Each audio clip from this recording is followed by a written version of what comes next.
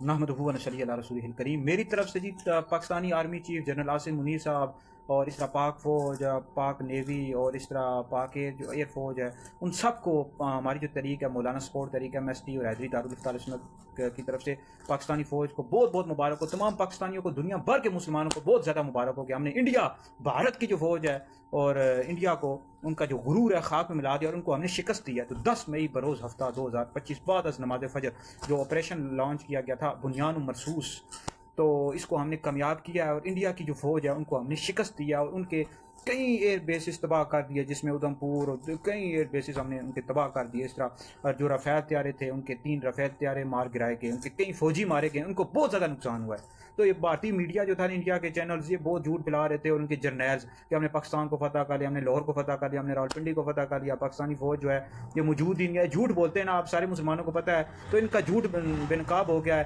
اللہ رب العزت نے مسلمانوں کو فتح دیا. تو میری طرف سے تمام مسلمانوں کو، پاکستان کی فوج سب کو بہت زیادہ مبارکباد ہو. آپ دیکھیں اس میں مسئلہ کشمیر زندہ ہو گیا، مودی ننگا ہو گیا ہے، مسئلہ کشمیر پھر زندہ ہو گیا. سب نے مان لیا کہ کشمیر کا جو مسئلہ تنازع کا مسئلہ ہے اور اس کو حل ہونا چاہیے.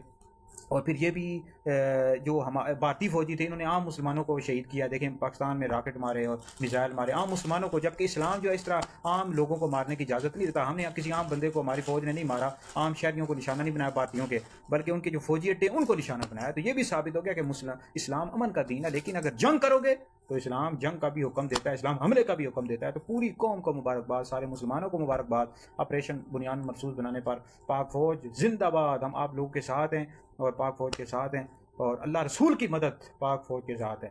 تو لہٰذا یہ ہے کہ میری طرف سے تمام مسلمانوں کی طرف سے اور تمام مسلمانوں کو مبارکباد. اللہ کا شکر ادا کریں اور نبی کریم علیہ الصلوۃ والسلام پر درود پاک پڑھیں کہ اللہ رب العزت نے مسلمانوں کو فتح دی. بھارت کو بھی شکست ہوئی ہے، اسرائیل کو بھی شکست ہوئی ہے. یہ دونوں بدبخت ہندو، یہ جو ہے ہندوؤں کا جو ملک ہے بھارت ہے اور اسرائیل یہودی ہیں، ہندوؤں کو یہودیوں دونوں کو شکست ہوئی ہے. اللہ نے مسلمانوں کو فتح دی. تو اللہ کا شکر ادا کریں، اللہ کا شکر ادا کریں، نوافل پڑھیں اور پاکستان کی ترقی کے لیے ہم سب کو مل کر کام کرنا چاہیے.